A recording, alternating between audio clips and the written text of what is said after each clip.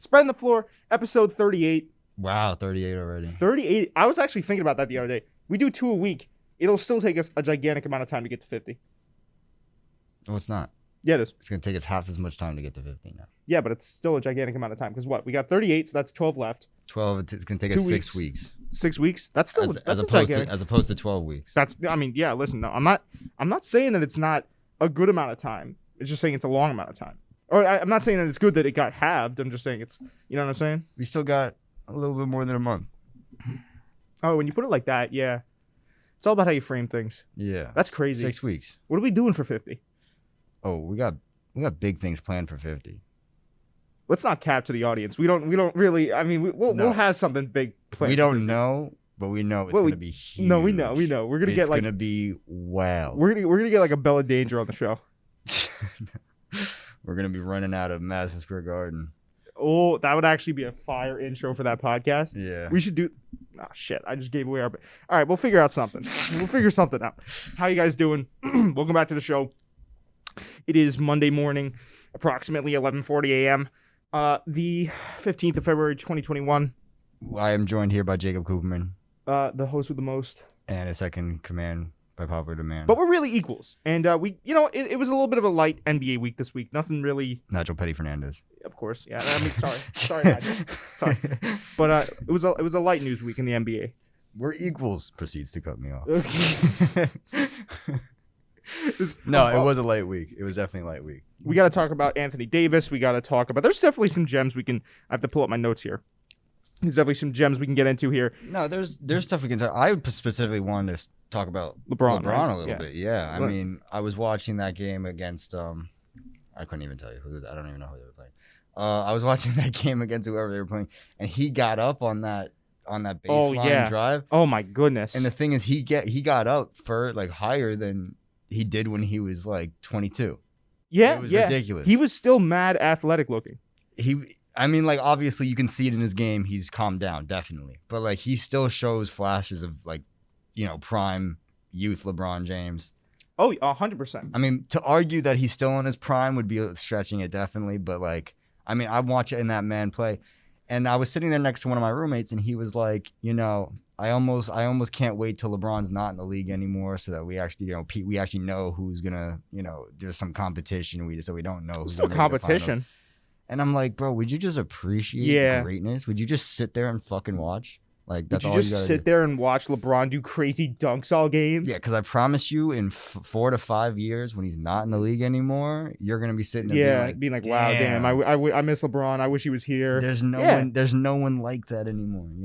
I mean, listen, he's a generational defining player. Right. Just such a talented guy.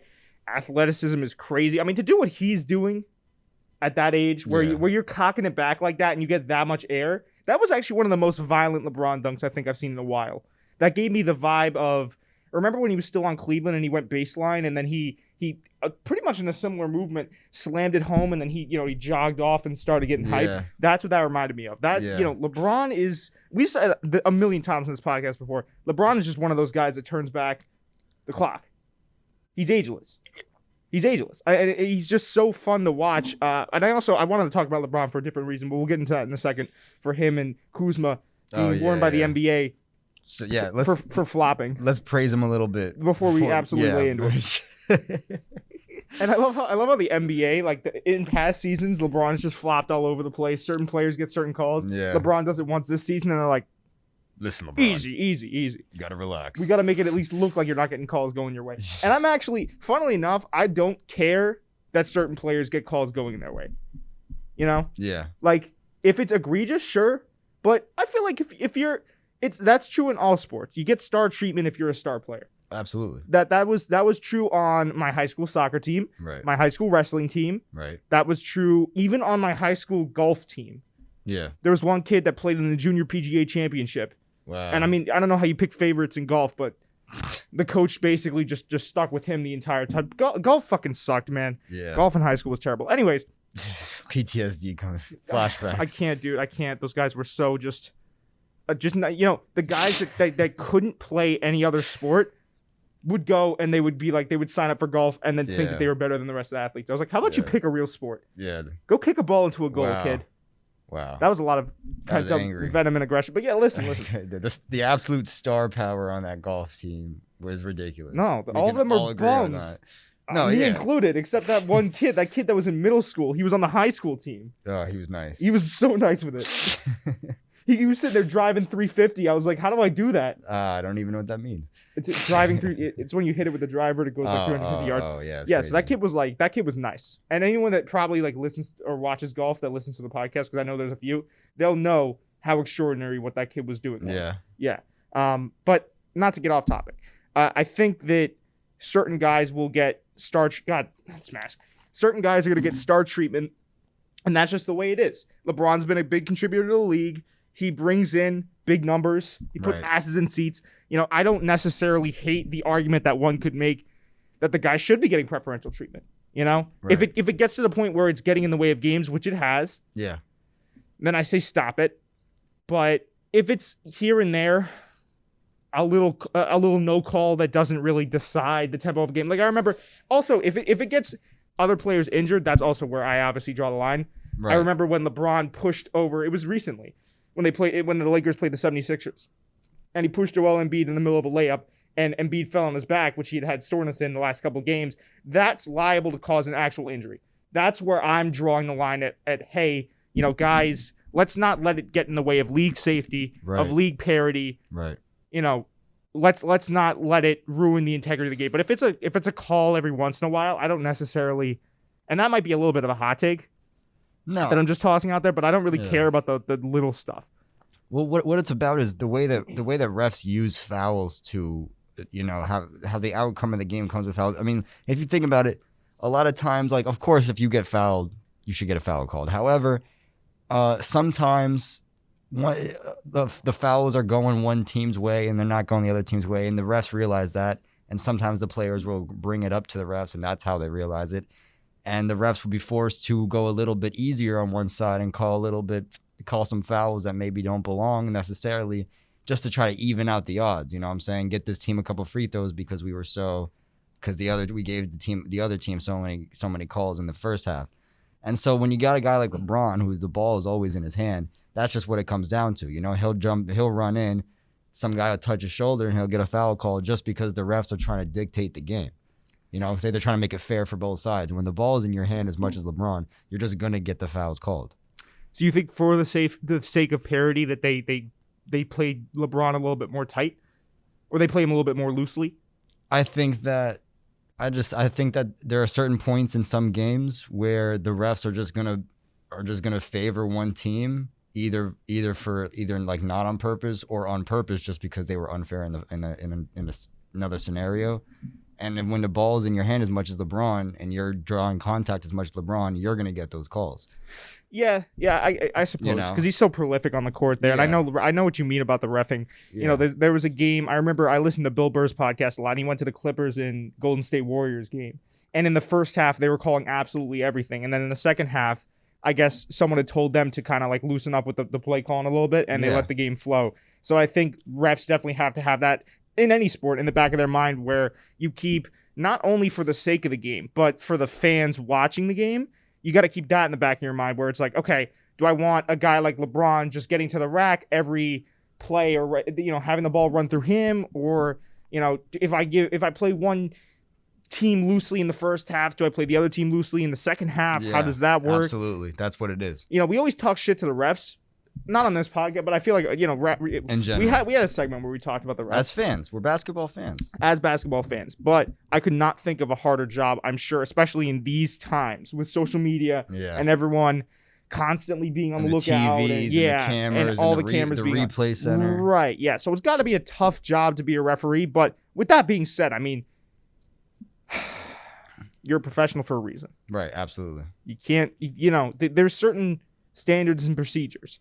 If in a perfect world, everyone would be objective. Yeah. You know, all the refs would just be like, okay, if that's a call, that's a call. If nobody's stopping LeBron, nobody's stopping LeBron. Or if LeBron is flopping, you can get a tech for flopping. Yeah, absolutely. Tee him up. Yeah, it's you fine. know, but you can't. You know, there's so much you have to take into account. Like we just basically talked about the star potential of a player, the star talent, how you play them in the first, like all of that rules into, I'm sure, how they call games, the outcome of a game, how they call a game. Now, I will say that there have been some absolutely abhorrent reffing jobs. Oh, yeah. Like last year a lot. I know I talked about it ad nauseum last year on the podcast, but the Celtics of last year in the playoffs, especially in the bubble, were getting just absolutely violated by the refs. Yeah. To the point where I remember I was watching a Celtics game. I think it might have been against the Portland Trailblazers, and Daniel Tice got sat down by Brad Stevens in the first quarter because he'd already received 3 fouls. So it's like, and Daniel Tice at the time was their starting center. Yeah. And he was basically the only length that they had at that center spot. Yeah. So, of course, if you're Brad Stevens, you're going to be like, all right, well, I got to sit him down now, save him for later. Right. So it definitely can go. It can go either way. But my whole thing is like, let's not let it get. And I like what they did there. That's the refs. Even if it's to appease the fans. What, when they called the anti-flopping thing on Lebron? Yeah, because I don't know if you saw the play question. Yeah, I did. It was pretty egregious. Yeah, he flopped, definitely. I mean, a lot of players flop. It's just part of the game. Yeah. But you just can't. You got to sell it. Yeah, you got to be really good at it. In soccer, they fall and they're like rolling around in agony. You know, you can't just have literally no one was touching the man, and he fell back. Same with Kuzma, dude. I mean, they issued them both a warning. Good. I think it's good. Get him out of here. Get him out. Tee him up. Give him the boot. I don't think they'd ever fine LeBron. I don't know. Has LeBron ever been fined? Oh, I'm sure. You think so? I'm sure. I'm sure you could just look it up. Probably some case from 2009 where he yelled at a ref or something. But no, he doesn't get fined that often. No, I'm probably not anymore either because he's smart. He's a smart dude. He's smart and he's also dude. There was he likes his money.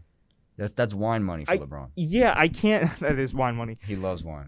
There was that case. I think it was James Harden. It was James Harden, wasn't it? That someone had gotten some sort of he had committed some sort of a violation, and it was around Christmas time, and the commissioner had made that argument that it was Christmas, it was a one-time offense, da da da da. And I'm sorry, I'm fumbling the story here, but I remember there was a player that had just received a warning and for what? That's what I can't remember, but I just remember. This is a terrible podcast so far. I think I'm doing a terrible job here.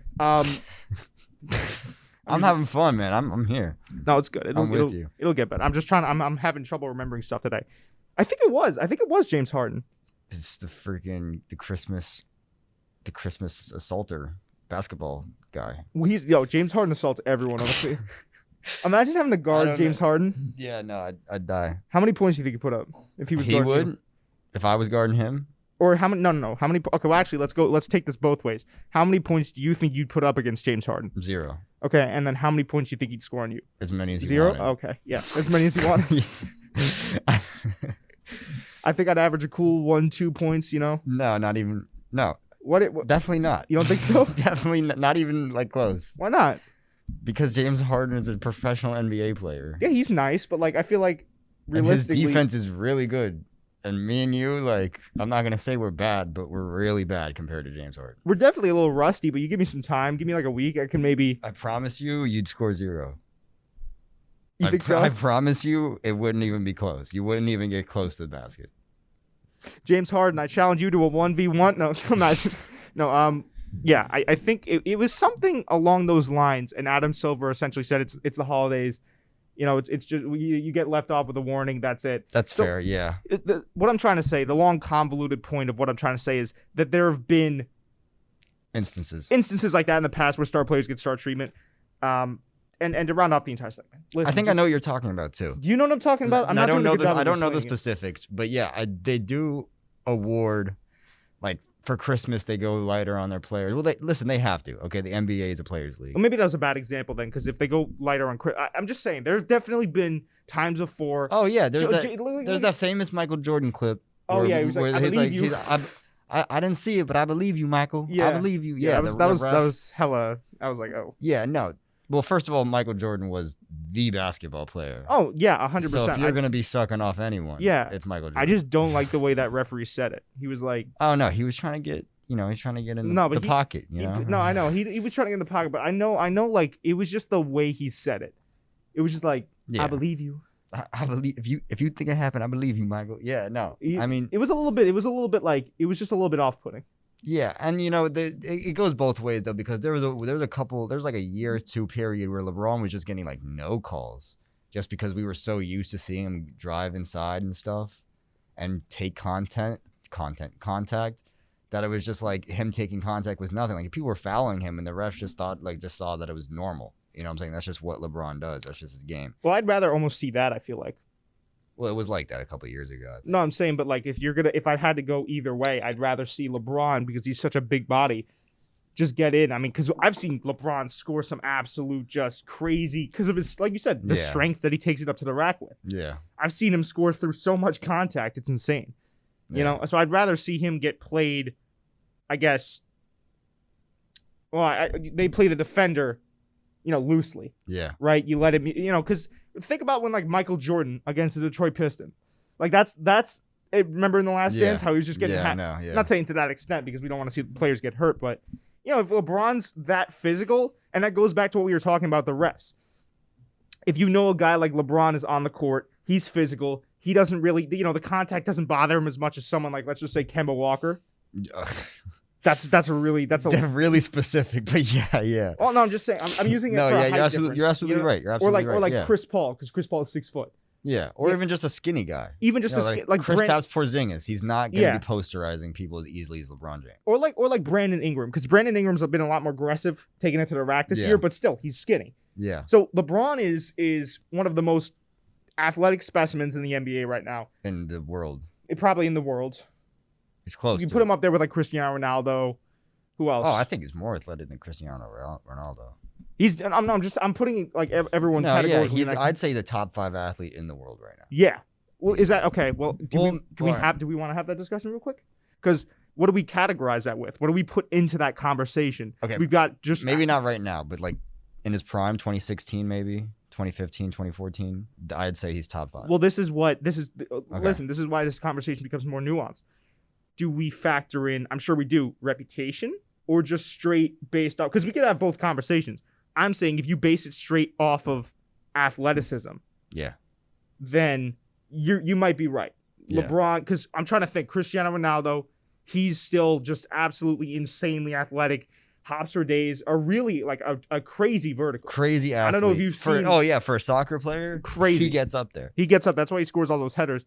But LeBron can get up higher. Oh, LeBron can get up higher. LeBron's probably not quite as fast as him. And he probably doesn't have quite as much stamina. But that's also the sports specific to what they're playing. So there's just so many. Well, yeah. I'm just trying to think of other really athletic guys because I want to think across all sports here.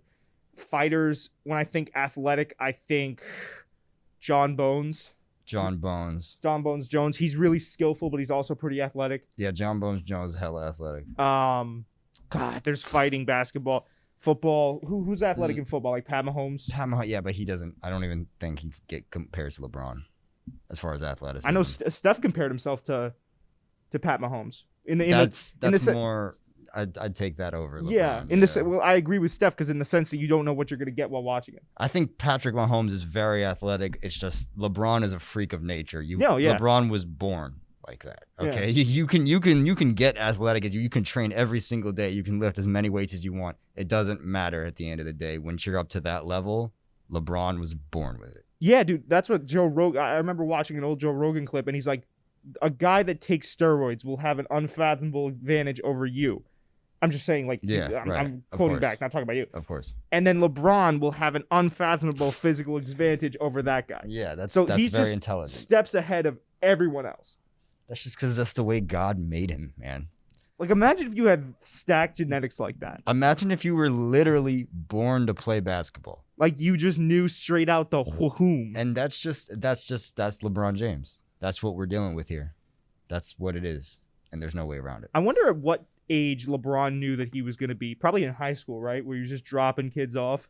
Where he knew he was going to go to the NBA. Yeah, like, I'm going to be. It's a different thing with you know you're going to be the best and you know that you're going to be in the NBA. I feel like he knew he was going to be in the NBA probably in high school. I bet you his 8th grade year. His 8th grade? No, because 8th grade is kind of the... What's that, freshman year of high school? No, that's 8th grade middle school. I don't know my years that well. Okay, so ninth grade is Been high a while. school. Ninth Eighth grade okay. is middle school. So that's your Okay, last year of so middle school. What I know, because I've played with a lot of very decent people who went to, Division I, Division II schools. And one of the things that I realize is that you get set apart from the others on the team when everyone first starts hitting puberty. Okay. Right. You see how quickly, one can kind of progress through it and where they're going. The sooner you hit puberty, the better advantage you have, obviously, because you will just be able to get better quicker. Mm-hmm. And I noticed that once they hit 8th grade, everyone kind of like knows, you know what I'm saying? And then you go into 9th grade and then you get split up between JV and varsity. Yeah. But in 8th grade, you know who's going to make it to varsity and who's not. You know what I'm saying? Yeah, even then. I feel like, I don't know how tall LeBron was when he hit puberty, but I know it's probably taller than I am right now. I bet you he knew he had a good chance of making the NBA when he was in 8th grade. I bet you that. That's an insane thought. Think about that, Nigel. I know. Because the guys that like run in the gyms that we play in. Yeah. And they're like already cocky and they haven't even made it to the league or the college level. Yeah. Imagine what LeBron must have felt like when he goes out every single game and he tomahawk dunks on kids. There's the meme where the kid's like in calculus and he knows he has to guard LeBron in 30 minutes. Yeah. Like imagine if you're LeBron and you just know that there's nothing that anyone can do in the amateur circuit to stop you. And you're league bound. Well, people really take advantage of the guy, and we're really just singing LeBron's praises today. Yeah, we are. I mean, listen, it's a light week. We got to do something here. We got to slop on LeBron's knob somehow. Clickbait. Anyways, so the thing is with LeBron is that he went to the league straight out of high school, and I think it's easy to say that, but it's hard to like actually comprehend what that means. When you were in high school playing back, the difference between high school, collegiate, and NBA is that in high school there may be one or two good people on your team. Yeah. In college, everyone on your team is like a one option. There might be 5 good people on your team, 4 to 5 good people on the team. In the NBA, it's the elite, every single person is really good. So LeBron James went from playing against competition, like people who don't play basketball, to playing the best in the world in 1 year. That's crazy. He still was able to average over 20 points a game. And then after that guy on the Cavs, I forget his name, was like, why do we need a high school player on the team? And then he balled out. Yeah. But it is crazy to think that he just made that jump. Because you're right? You get 1 or 2 guys that are really good. Maybe if you're lucky, there's 2 good players in your high school team. And then you get to college, and then there's 4 or 5 standout guys that go to the league. But everyone in college, I'd say even some of the bench players, could be the first or second option on each high school team. Yeah. If you think about it realistically. That's how, and then you get to the NBA, and then all those guys are the best of the best. Are the best of the best from their college teams with marquee programs like Duke, right, North Carolina, Gonzaga. Like, it's crazy. It's crazy to think how elite the competition level is there. And I don't know if you saw, there was a statistic the other day when Pat Bev was playing. He averaged 34 points per game on his high school team. Yeah. And that's ridiculous. Pat Bev isn't known for his scoring in the NBA, but that's just how wild. Just how easy it is. Yeah. And in high school, if you're a high school senior, realistically, you're playing against 16, 17, 18-year-olds. Yeah. Maybe you might be playing against a couple guys that work out, hit the gym lightly. You know what I'm saying? In the NBA, you are going up against grown men. You're going up against 30 years old. 2 times a day, yeah. And their only job is to work out every fucking day. And play basketball. That's crazy. You know what I'm saying? And LeBron just came in and was like, I'm going to be the best at this. This is mine now. Yeah. So, this is mine now. Sorry. So I'm your king. Bow down. Yeah, he was like, you know what? I like this place. I think I'm going to stay here forever. I'm going to play till I'm Cleveland, 70. This is my home. Yeah. Oh, until the decision, that's crazy.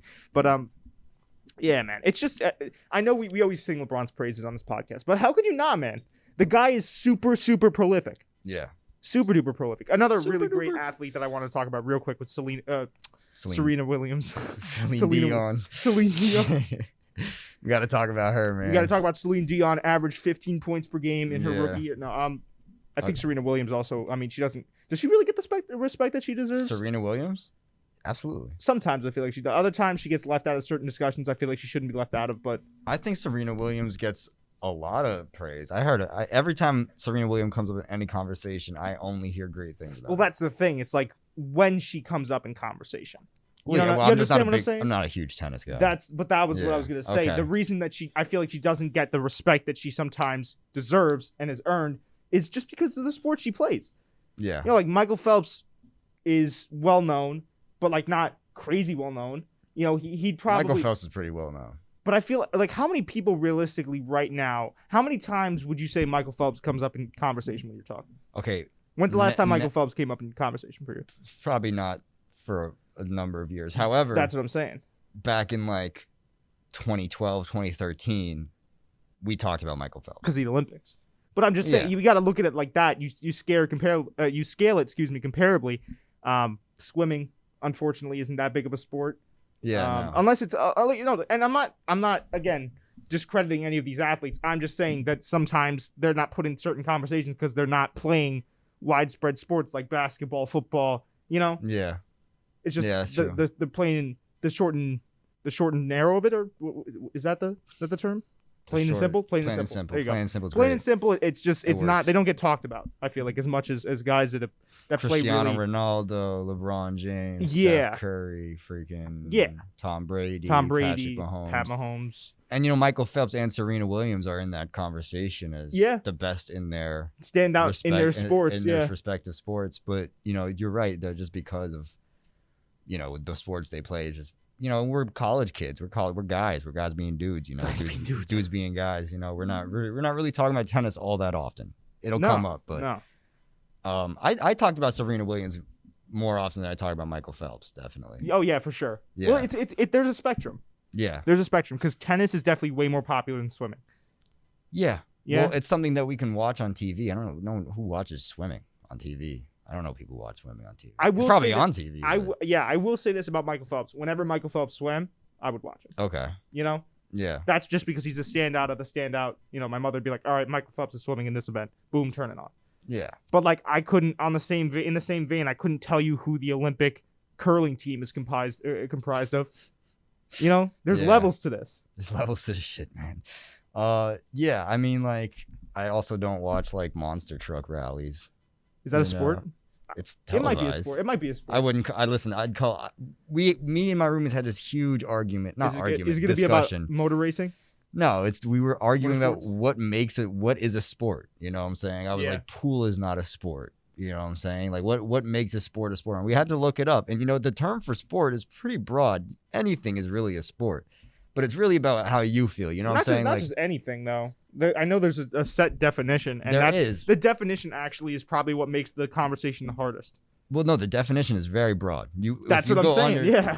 It's. I think the definition. Don't quote me exactly. I'll look up the definition. Hold on. Go ahead. It's. Tell me what you think the definition is. I think, if I'm remembering correctly, it's physical competition in which an end goal. There's a set of rules in which an end goal is set to be achieved, or something like that. Okay, an activity involving physical exertion and skill, and which an individual or team competes against another or others for entertainment. Oh, for entertainment. Okay, see, so that definition, I got half of that. Under that definition, arm wrestling is a sport. Yeah. You know what I'm saying? Under that definition, me playing Call of Duty is a sport, as long as people are watching it for entertainment. Esports, yeah. Do you think golf is a sport? Under that definition, absolutely. I think golf is actually a sport. I'd say it is. I think there should be a difference in classification. There should, sports should be one thing, and then a race should be something else, totally different. I don't think races should be grouped in with sports. Like NASCAR. What, like motor races? Well, maybe even swimming too. Maybe swimming should be a race. You know what I'm saying? Well, NASCAR should be a race. You know what I'm saying? Opposed to soccer, which is a sport. Here's the reason why I think that. Like sports like NASCAR and F1 are actually sports, and swimming. Obviously, I feel like swimming is a lot more of a sport than motor racing. Credit for, yeah. I don't know if like the guys that sit in the cars for 4 hours, they have to constantly be in control of I don't even know how heavy car, right? They're going in a circle. The G's that they experience are insane. I heard something that they sweat off 10,000 calories a race. Yeah, it's ridiculous. No, they have to eat something right after they race, or they'll be in a caloric deficit. Yeah. So they definitely, it's.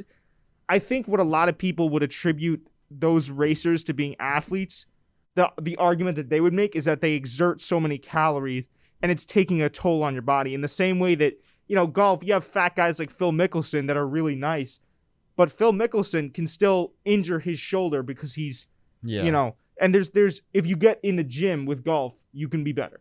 You know, you can improve the mechanics of your swing if you work out. That's what Tiger did. That's what Rory McIlroy did. Right.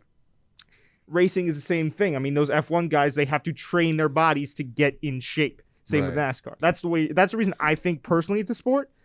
But I could see almost what you're saying, where it's like, do we categorize? My whole thing with categorizing it differently would just be that it would make so much more sense to just keep it lumped into one. I see. Now I agree with what you're saying about the NASCAR drivers, and I've been in NASCAR games. I know a little bit I know the bare minimum about NASCAR. Okay.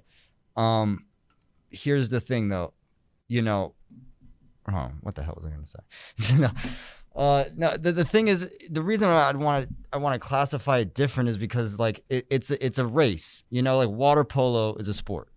Yeah. There's a ball, there's a goal, there's teams against each other, but swimming, I just think I'm not saying they're not athletic. I'm not saying that NASCAR drivers aren't athletic, that they're not trained. I just think it's not so much of a game as it is a race. You know what I'm saying? Maybe a race is a game, whatever. You can think about which one. But with such a broad definition for what a sport is, anything is a sport. This is a sport right now. If we're doing it for entertainment, and as long as we're exerting skill. We're not competing against each other, though. We're competing against other podcasts for viewers. So, yes. It's really a competition at this point? We're playing a sport right now. You could say that. I don't think we're playing a sport by doing this podcast. No, I don't think a lot of things, but I think under the definition you can make an argument. You know what I'm saying? I'm an English major. That's how I think about things. That's true. Yeah, you like to think about the ambiguity. You got to be specific of certain things. Yeah, you got to be specific. I think it's important to be specific, and I think that swimming is you need to be athletic, and I could never do anything close to what Michael Phelps could do. However, I think it's more of a race. I think that we should just call it what it is, a race. It's not a sport. Did you ever race someone in your childhood? Yeah. What did you call it? What did you say? Do you want to have a race? Yeah. And then what did you say when you wanted to play soccer? Do you want to play soccer? I never say, do you want to play swimming? Right. Do you want to see? Same thing with fighting, but fighting is definitely a sport. So you're right. It's very, there's an open kind of spectrum. I played sports in my life. Okay. I did swimming. I did fencing. I did soccer. I did basketball. You did fencing? I did ultimate frisbee. I did, you name it, I've done it. All right. Besides like golf. But like, I know the ins and outs of the different things. And I have to say, playing soccer was a game. Swimming was a race. You know what I'm saying? It was a full-time job. That's food for thought. That's definitely food for thought. Yeah. You're still competing, but like does that define a sport? Like I compete every day when I get out of bed. Also like low key, right? I have a lot of fun when I'm playing soccer. I feel like I'd want to not like. I feel like how much fun could you realistically have while you're swimming? You understand what I'm saying? You gotta love swimming to swim. You gotta love swimming to swim. You gotta love fighting to fight. So you might actually have a point there, Nige. Yeah.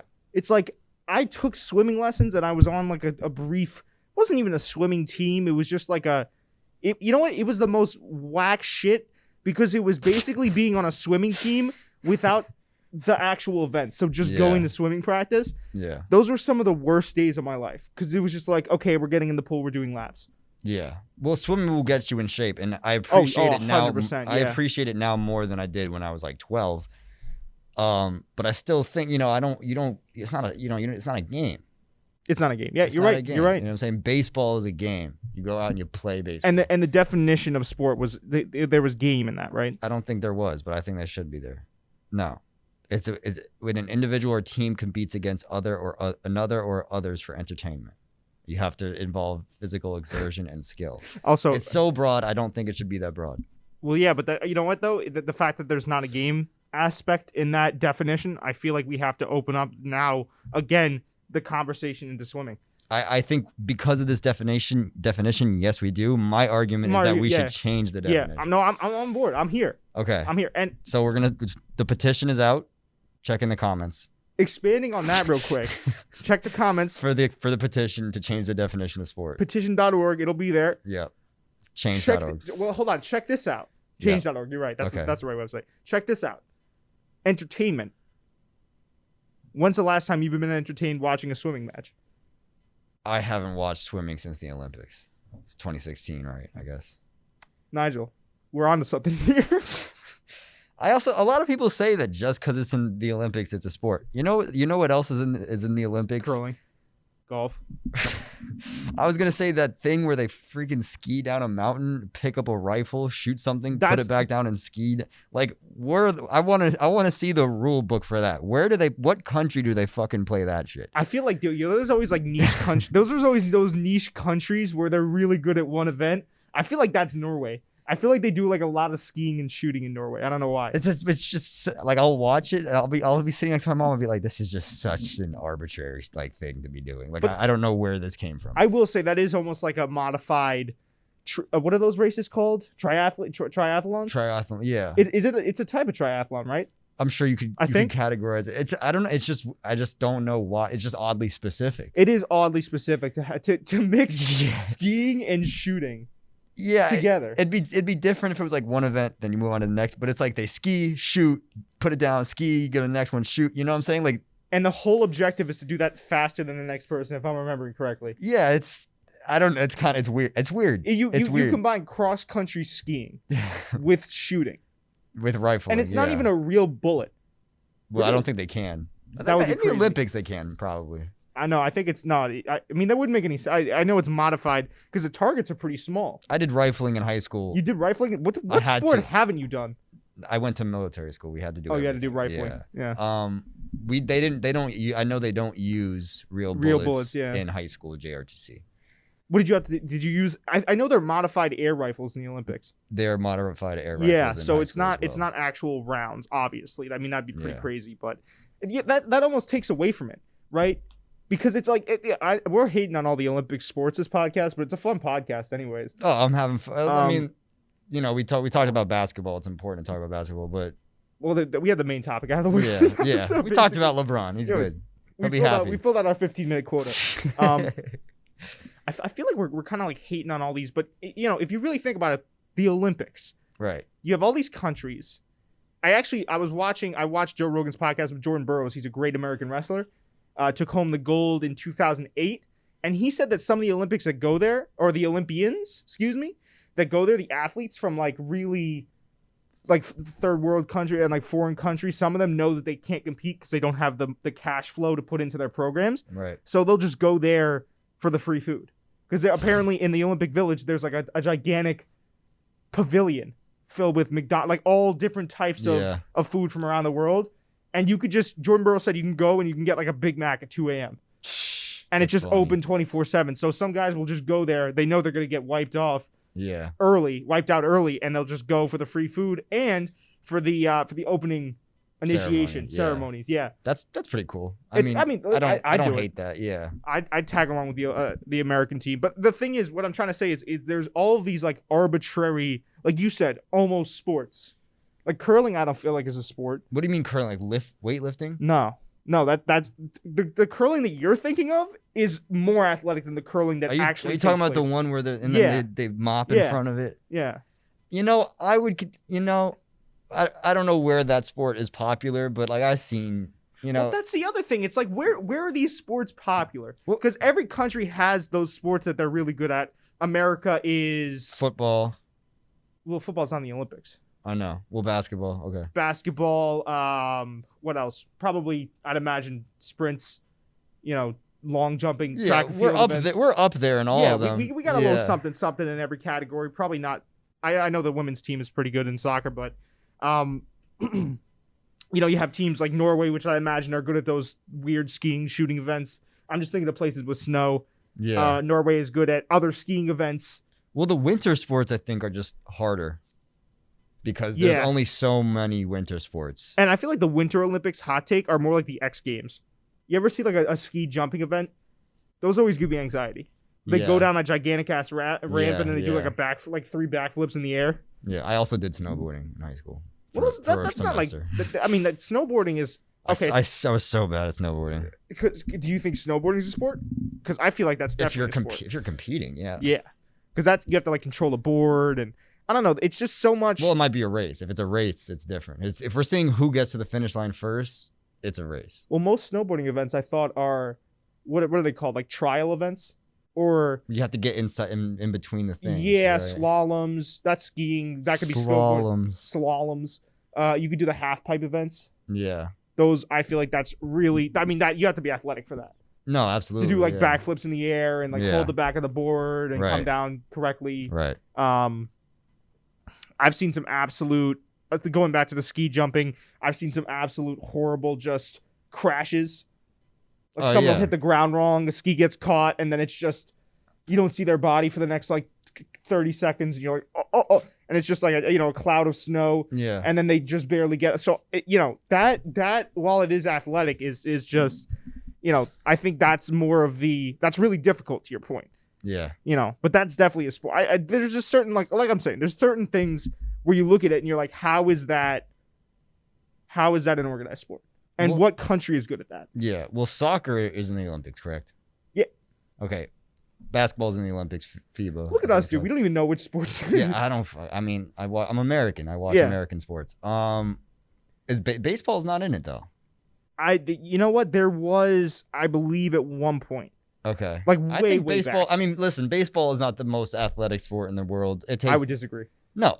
Don't read me wrong. I'm jumping the gun. My fault. Go ahead. It's not the most athletic sport in the world. There are a lot of sports that take more athleticism than baseball. However, there is athleticism required, and there are a lot of countries that are very decent at baseball, like Japan. Cuba. They love baseball over there. Puerto Cuba, Rico. all the countries we invaded in the 40s, right? They love it. They absolutely love it. They absolutely adore baseball. Why? I would enjoy seeing baseball in the Olympics. I know you probably need to be more athletic to play something like basketball or soccer or ski shooting. But like I feel like baseball players are some of the most athletic athletes. I think pitchers definitely, and if you're a good hitter, yeah, definitely. But like, are we going to compare Derek Jeter to LeBron James? Like, I think you could, because baseball players have to use every single part of their body when they're playing. That's true. They have to have great hand-eye coordination, like you said, to be a great hitter. They have to have tremendous amounts of strength. Aroldis Chapman for the Yankees, or he plays for I want to say he plays for the Reds right now. I could be wrong, but he tosses 105. Yeah, and he'll toss like 102 consistently. That's ridiculous. That's ridiculous. And if you look at that guy, he's an absolute specimen. Right. Now, he did beat his wife. That's something to take into consideration. Damn. But on the field, and I guess a little bit off the field, he's an absolute monster. So, but Coop, how much? That was actually really low. How much athleticism?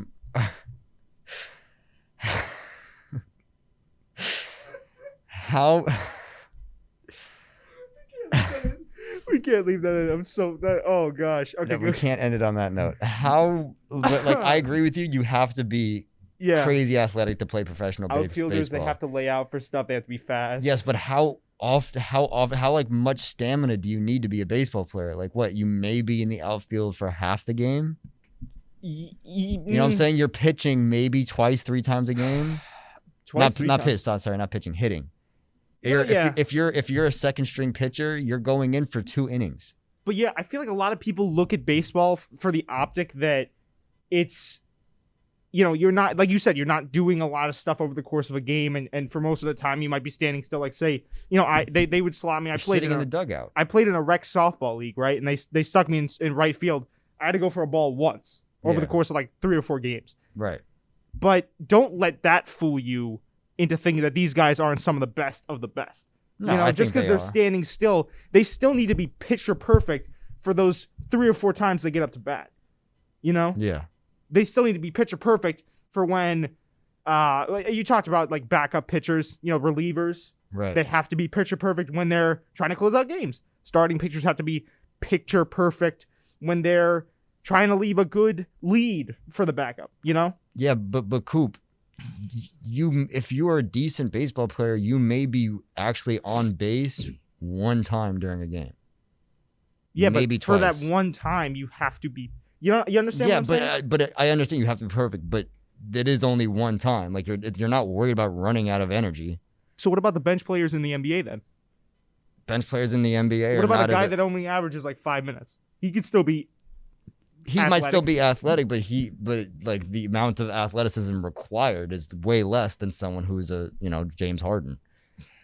You know what I'm saying? Okay, Kevin I can Durant. almost see what you're saying. You know what I I'm just saying? think it's you know what I that was a bad comparison I just made because I think it's different in baseball again because what we're talking about where you're only up 3 or 4 times, you're pitching for 5-6 innings. Pitchers. My roommate is a pitcher. Yeah, he's gonna if he listens to this, he's gonna kill me for saying what I've been but saying. I think you think he'd agree with me on this?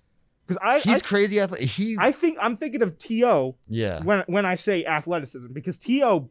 busts ass in every single sport. We've played football with T.O. We've played basketball with T.O. Yeah.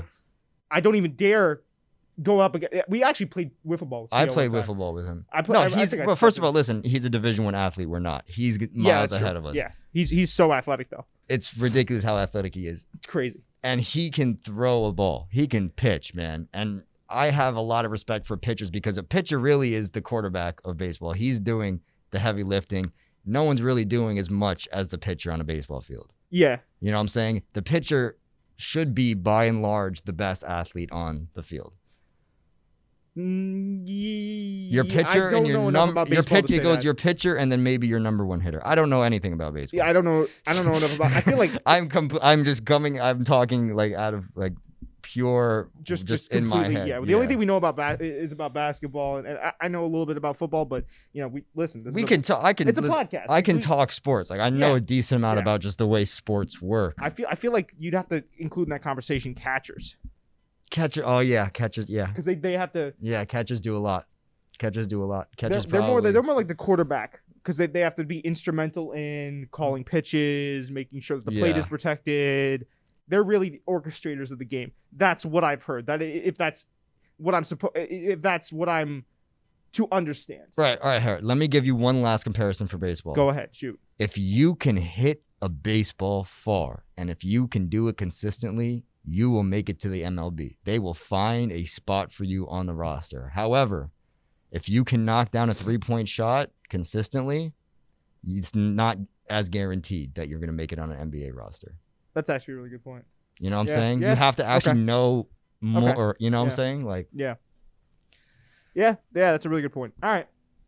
I also I gotta look. Maybe we'll get like T.O. to sound off on this because I think I'm gonna come over to the room later. I want to see what he thinks. I'd love to have him on the podcast. I think it's better that we get more guests on. T.O. also just knows about a bunch of sports. He knows. Yeah, he can His talk sports knowledge is crazy. Yeah, he's a Rolodex for all sports pretty much. Yeah. Maybe not like soccer as much, but I remember we were chopping it up about soccer. He knows sports. Sports is his specialty. I probably know a little bit more about basketball than he does, but like he knows 10 times as much about just sports in general than I do. Well, that goes back to what we were talking about with the LaMelo and Zion debate. It's like you're better at one thing. Yeah. In specific. What do I keep saying in specific? In specific. Specifically, you know more about one thing. Right. And I'd say the same is true for me. Yeah.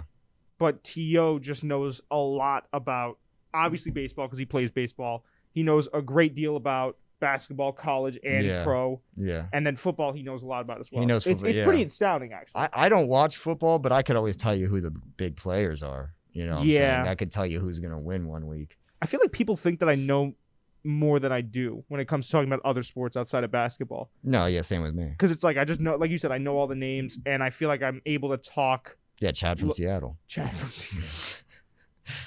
I was gonna say shout out to Chad, but we don't want to do that. We're not gonna shout absolutely Chad not. out. He's a monster. He's a monster. No, I think I also just talk like I know what like that's an art. Just to be able to that's being able to sound like you know what you're talking about. I think.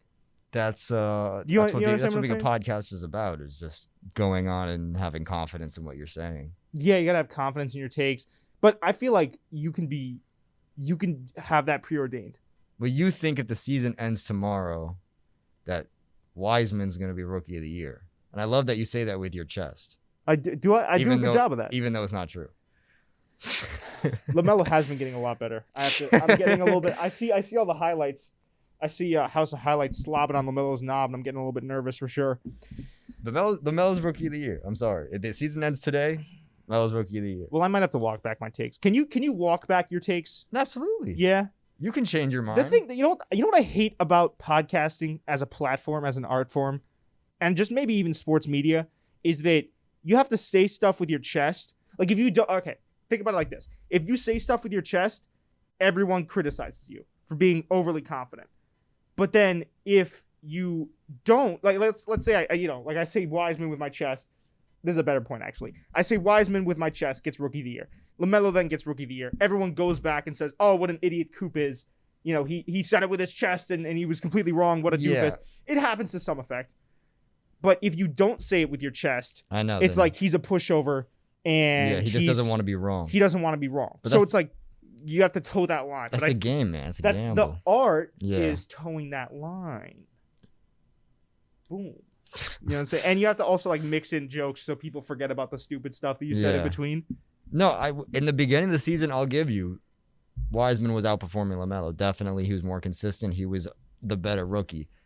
But I've been watching that kid since he was in middle school. I just see. Well, yeah, all of us have, yeah. Yeah, I see a great NBA player in that boy. I didn't see what I saw now in middle school though. I will say. What do you mean? I don't see the same LaMelo. Like I watched him. Yeah. That was like my first introduction to Ball is Life, to Overtime, because they were the guys that were covering him the most. Yeah. I watched him in middle school, and I couldn't have told you that he was gonna be. I was actually a LaMelo hater. No, I knew he was going to the like NBA. Cherry picker. I couldn't have told you he was going to the NBA. And when he went overseas, I was like, all right, that's where he's gonna spend the rest of his time. No, I will confidently say that I was super duper wrong about that. I'll say that. I knew he was going to the NBA. How'd you know? His confidence. That's half the battle. Yeah. He had the confidence of a 25-year-old pro when he was 13. Well, that's also that's half the battle in podcasting too. Like that's what we were saying. Well, it's a sport. It's great callback. That was a great roundabout way to get in the bundle. Yeah, man. That's everything. Confidence is key. Well, I knew LaMelo.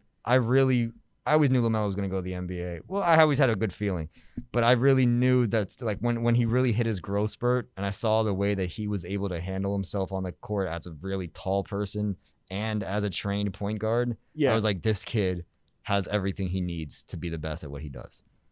So we tagging it up for Nostradamus Nigel then? No, not until he wins. Pre-tag. If you want to give me an advance on I'll give you an advance off the honor rule. Yeah. Making sure you are my bonus. Yeah, you're not being facetious about that take. No. I'll get you off the honor rule. And if he doesn't win, I was wrong. You know what I'm saying? Like it's as simple as that. I think with the way that I'll maintain this take with the way that the media is concentrating on this kid. And I'm not saying it's not for good reason, but they do overhype him a lot. They do. And it's not that he's not playing well. It's just that the amount of coverage he's getting, he can't be underhyped. You understand what I'm saying? Yeah, I know. I think just also for that, he might get, because media coverage plays into it. He's already the best ball brother. Yeah. And I've been saying that since he was overseas. We also have to tag that up for you. I don't know if we already did. We might have. Not yet. Whatever. We'll count the tags at the end of the season. We'll go over it. I feel like we just tag stuff up. We don't actually count it. Like there's no official counter list. Yeah, well, I mean, we're not going to get competitive against each other. It wouldn't be competitive. We're just seeing who. We're just keeping a tally. No, absolutely. No, LaMelo Ball's already the best ball brother. I love LaMelo Ball a lot. There's one thing I want to talk about. Do we have time? Yeah, we got 5 minutes. Okay. We could stretch too. It's okay. Yeah, let's stretch a little bit. Yeah. What I wanted to ask you is that, now that we've seen this Nets team over the course of however many games it's been, are they a threat to the Lakers? No, not at all. No. Are the Nets going to make the finals? I don't know. I don't know. I honestly don't know. I don't know. Because now, more than ever, I think, we are seeing that there are some definite issues that the Nets have to work on. Right. I know in past, and that's actually something, funnily enough, that I had in my notes too. The Nets have been having some difficulties driving. And I know Kyrie came out and he's kind of said that he's relinquishing the point guard position to Harden, which I think is a great move. I think with the way Kyrie has been playing, he's definitely been more of a shooting guard type role because boy can he score the ball. Yeah. And Harden's been definitely playing more like a prototypical point guard. Yeah. So I love that. And he kind of also came out and Kyrie essentially said that, hey man, like we're having difficulty right now, which is one of the few times I've seen Kyrie take responsibility this season. And he said, listen, we just got to get past it. We got to jive, but once we do, it's over for the league. I tend to believe him to some extent. I think if they can figure out the system they have right now and get it working with the 3 stars they have, they still have to worry about defense and depth, but at least they'll have those 3 elite scoring options. There have been nights where they look like they're unstoppable. But again, it always goes back to, in a 7-game series, I'm very doubtful. See, that's a good point. A 7-game series really changes it all up. Who do you think is the better point guard, James Harden or Kyrie Irving? James Harden. James Harden's the better point guard. What are we talking about right now, or just in general? In general, who's better at running the floor? I'd say in general, probably maybe Kyrie. See, I disagree. I think James Harden's the better point guard. I think Kyrie's more of a natural shooting guard. He's more of a natural scorer. He's a slasher, and I think James Harden can score the ball just as well as anyone. But I think James Harden has better court vision. He's better in a half-court setting, whereas Kyrie's better in more of a full-court setting. I think also fast breaks and stuff. You have to look at the system that Harden was in too, because you might have some cadence to your point there. Harden was in a system where he was taking the brunt of the offensive possessions, and then he goes over to the Nets and he's fine with playing that facilitator role. So you're right. Harden can facilitate, man. I might have to give that to Harden. Second thought. Harden is the best facilitator. I mean, like, you're talking about a half-court setting. If we're talking about strictly just setting up a play and getting a bucket off of it, I'm taking Harden over Kyrie every time. Harden can pass that ball. He can set up a play. Harden in the pick and roll is quite literally unstoppable. Harden in the pick and roll is he runs the pick and roll. There should be a handbook that he writes about how to execute a pick and roll. He can do that. I'm not saying Kyrie can't. I'm saying that James Harden's better at it. I think in the same way that James Harden the pick and roll is unstoppable, Kyrie in an ISO situation is just unstoppable. Well, I think Harden in an ISO situation is unstoppable too. Yeah, no, but I'm saying if you're talking about prolific. Okay, yeah. I think Kyrie's probably better in an ISO situation. Yeah. But I'm just saying it's comparable because, like, I agree with you. Harden off of a pick and roll is crazy. Yeah. But I'm saying Kyrie in the same vein. Which explains exactly why Kyrie should be playing 2 and Harden should be playing 1. Listen, I could probably concede that point to you now that I'm thinking about it more, because I was thinking about Houston Harden, and he's so well known for scoring the ball. The more I think about it, but when how many assists did he get Clinton Capella? You know what I'm saying? Like, if you were like, Harden loves that 1 in 5 connection. That's what he loves passing. He loves getting it, but he loves getting that ball driving and getting that ball either in the basket in his hand in the paint, or whoever's in the paint loves to put it up. He'll pass the ball to the side, but he'd rather either be taking the shot or giving it to someone for a very easy layup. That's true. I can definitely see that. Yeah. And I think that's just going to work out for the Nets. And I think. Do we think finals appearance? I think that they will get at least a finals appearance. I think that's the floor. Their floor. I don't know, man.